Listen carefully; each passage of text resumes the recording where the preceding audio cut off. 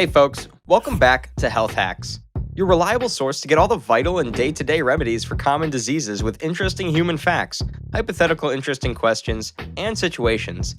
In today's video, we'll search for answers to an unusual question. Can you cry underwater? So, let's begin. Have you ever considered this question? No, I didn't. But that's a really interesting question. The answer, however, is that you can breathe underwater, but you will most likely die.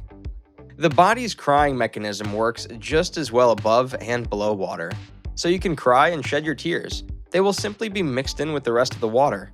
What would kill you is the act of crying. Most of us cry for a reason, which is most likely caused by an emotional event. We can cry for a variety of reasons, including grief, anger, empathy, and surprise. Tears are one way for us to express how we feel on the inside. This means that when we cry, we breathe heavily, and because you can't breathe underwater, you'd drown from swallowing too much water. Unless you have an air tank and a mask, you will most likely die.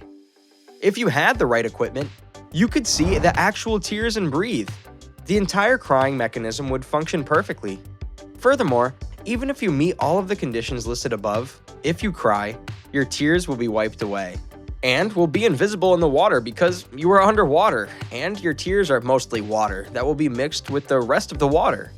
So, yes, you will be able to cry underwater. But you have to breathe soon because you have to inhale the amount of air that you expelled when you started crying. That was the video, guys. Leave a like and comment to show your love and support. Don't forget to subscribe to our channel and press the bell icon to regularly receive this life-saving content. Thanks for watching.